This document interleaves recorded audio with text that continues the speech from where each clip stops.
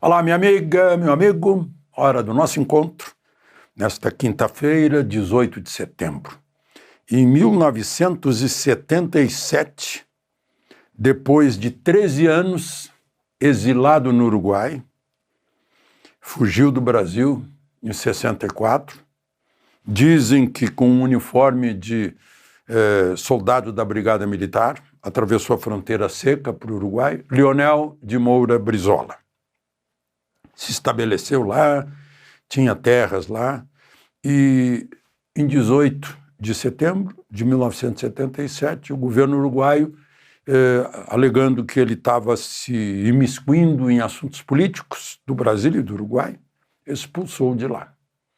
Ele e a mulher dele voaram para Buenos Aires e de lá para Nova York. Dizem que foi uma operação do governo do Jimmy Carter, com auxílio da CIA. Não sei se isso aí é fantasia ou não. O fato é que foi recebido nos Estados Unidos, ficaram no Hotel Roosevelt, receberam um visto de 6 meses, depois foram para Lisboa, até que veio a anistia no Brasil. Brizola era considerado mais perigoso que o João Goulart, que foi derrubado. Era considerado a causa de tudo, do 31 de março de 64. Foi anistiado, assim mesmo, foi anistiado, e voltou para o Brasil. Interessante que quando ele voltou para o Brasil, emprestaram para ele uma casa lá em Santa Teresa e eu fui entrevistá-lo. E nessa entrevista, foi em 1980, talvez, 81, eu perguntei para ele a pergunta que tinha que ser feita, né? Consta que o senhor recebeu um dinheiro, $100 mil, se não me engano, ou mais do que isso, do Fidel Castro, para entregar ao coronel Jefferson Cardim de Alencar Osório, que tinha uma guerrilha no oeste do Paraná, na fronteira com a Argentina. E o dinheiro não chegou ao coronel Jefferson, teria chegado à sua propriedade, ao seu arrozal no Uruguai. O que o senhor tem a dizer? E Brizola me respondeu: o que é anistia se não esquecimento, companheiro? Vamos esquecer o passado e construir o futuro, um futuro de democracia. Uma lição bem oportuna. Quando eu saí, ele me pediu que desse um recado para o presidente Figueiredo, que queria falar com Figueiredo. Figueiredo recebeu. O recado era: diga para o presidente Figueiredo que ele segura os extremistas dele, eu seguro os meus, e nós vamos construir juntos a democracia. Lições de um político que viveu bastante.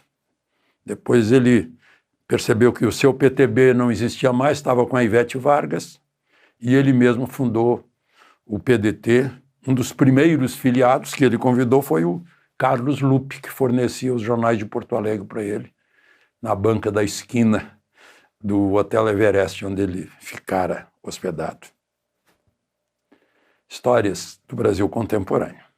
Lembre-se de se inscrever e ao final de deixar o gostei ou não gostei. Vamos aos assuntos de hoje.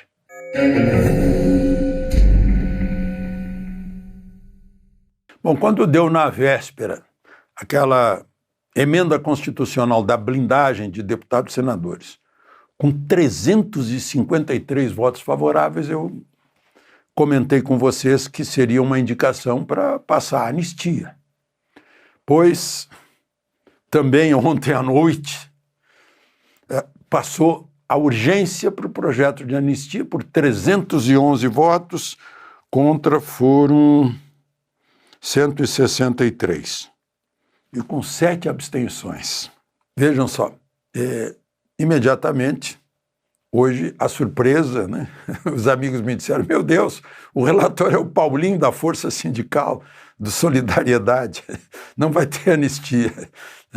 E o Paulinho já deu uma declaração, antes mesmo de começar o relatório, ele já finalizou o relatório, disse que anistia ampla, geral e irrestrita é impossível. Gente, é de 1979, eu participei no tempo que estava com Figueiredo, foi ampla, geral e restrita para crimes de sangue, de assassinatos, de sequestros, de tortura, de assaltos a banco. Que mais? Para tudo. Serviu para tudo. E para os dois lados. Né? Porque, como se sabe, havia uma guerra revolucionária interna, que é uma guerra sem regras de convenções internacionais, e o Brasil seguiu, as Forças Armadas brasileiras seguiram o caminho das Forças Armadas francesas na Argélia. Bom, está valendo tudo para ganhar essa luta, mesmo fora da Constituição. E aí fizeram a anistia que tocasse os dois lados. Os que investigaram e prenderam, né, fora da Constituição. Né? Foi o erro de Bolsonaro, que ficou dentro da Constituição, enquanto o outro lado saía da Constituição, não respeitava a Constituição, ele acabou se dando mal. Mas, enfim. E agora eu vejo aqui o vice-presidente da República contrariando a Constituição e a democracia, diz que o judiciário tem a última palavra em anistia. Não, todo mundo sabe, ministro Fux, inclusive, falou nisso, ministro Marco Aurélio também, a última palavra sempre é do Congresso Nacional, que é o poder mais poderoso, porque é democracia, força do povo. O povo transfere essa força para os seus representantes através do voto. O Congresso Nacional tem um voto para representar o povo, está na Constituição, ele está em primeiro lugar entre os poderes, está em segundo lugar o presidente da República, que é o mais votado de todos. Tem esse poder. E como o Congresso tem o poder de vetar o presidente da República, o mais votado de todos, se pode o mais, pode o menos. Um veto do Supremo pode ser derrubado também. Isso é democracia. Aliás, o presidente da República, abrindo mão, né, da possibilidade de posar como grande estadista, benfeitor, já avisou que vai vetar a anistia. Bom, e aí e o ministro Dino, vocês lembram do voto dele na semana passada, naquela condenação do 7? Não tinha nada a ver, não estava em jogo isso, ninguém falava de anistia, não estava nos autos, não estava, mas ele avisou, olha, anistia não pode essa anistia. O Supremo já se manifestou que não está suscetível de anistia crime contra a democracia, contra o Estado democrático de direito. O Supremo está acima da Constituição? Não vou nem responder. Né? Só vou ler a Constituição, que é clara, como disse o doutor Ulisses. Todo mundo que sabe ler pode ler a Constituição e entende o que está escrito aqui. Artigo 5º são direitos individuais, direitos e deveres, né? E é uma cláusula pétrea. Aí no inciso 43, a lei considerará crimes inafiançáveis e insuscetíveis de graça ou anistia. Agora vem os crimes que não são suscetíveis de anistia. Prática da tortura, o tráfico ilícito de entorpecentes e drogas afins, o terrorismo e os definidos como crimes hediondos, por eles respondendo os mandantes, os executores e os que, podendo evitá-los, se omitirem. Não está entre os crimes hediondos aqueles crimes pelos quais essa gente está sendo condenada. Não. Bom, eu falei de Lula, né? Ele, se vai vetar, vai passar o vexame do veto ser derrubado.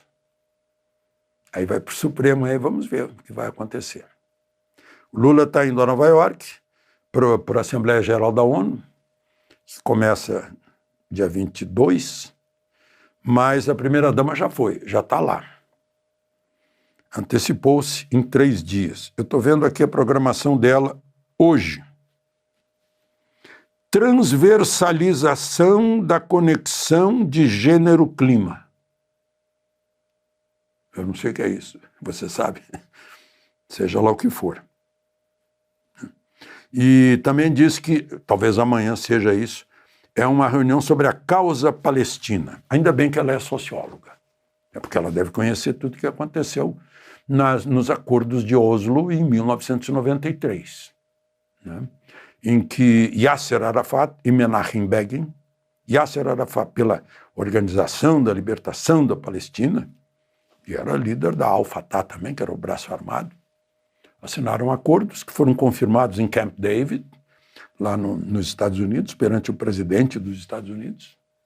Acordo igual ao que fora firmado com o Anwar el-Sadat, do Egito, 1 ano ou 2 anos antes, também em Camp David, reconhecendo o Estado de Israel.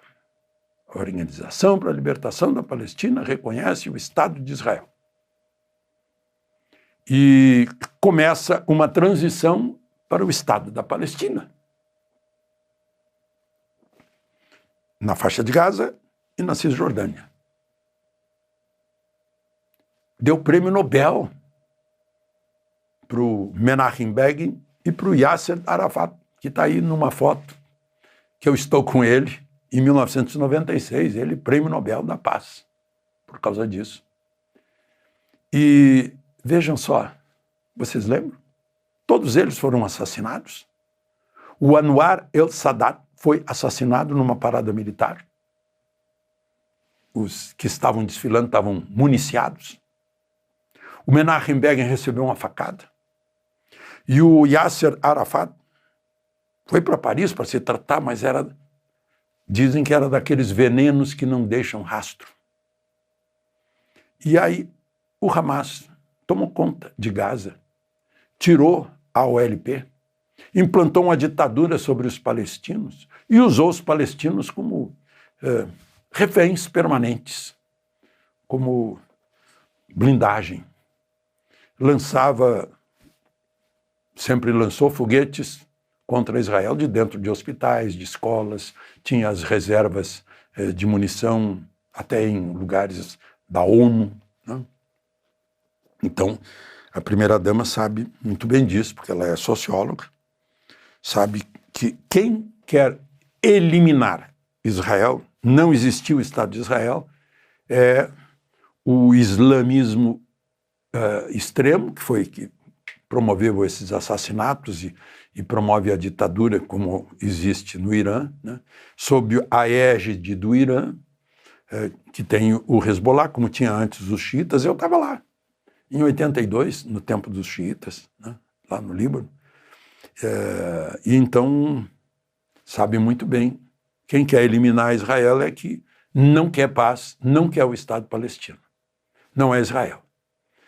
O Hamas é o islamismo extremado, que atrapalhou a Síria, atrapalha o Líbano, e recebe todo o apoio do Irã, assim como os Houthis. Essa é a questão. Mas claro que a socióloga, que é a primeira-dama, sabe de tudo isso. De Brasília, Alexandre Garcia.